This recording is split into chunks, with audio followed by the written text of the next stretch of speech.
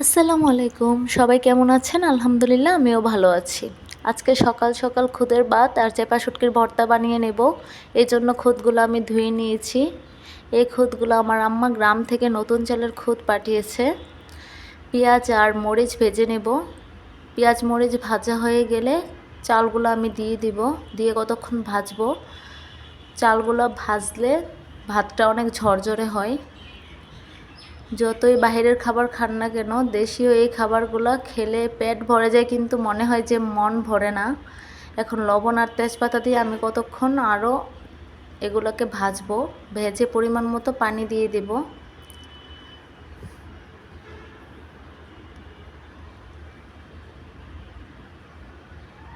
এই তো বলক এসে পড়ছে। এখন কাঁচামরিচ আর ধনেপাতা দিয়ে আমি ঢাকনা দিয়ে এটাকে চেপে রেখে দেব। শুটকিগুলো এখন টেলে নেব।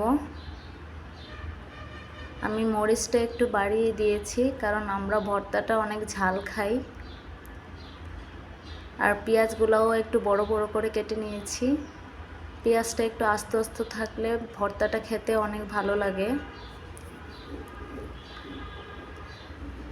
এইভাবে আমরা ভর্তাটা বানিয়ে নেব। আমার কাছে ধনেপাতা আর ছিল না, এই জন্য ভর্তার মধ্যে ধনেপাতা দিতে পারি নাই। এই তো হয়ে যাচ্ছে আমার ভর্তা, এখন উঠিয়ে নেব।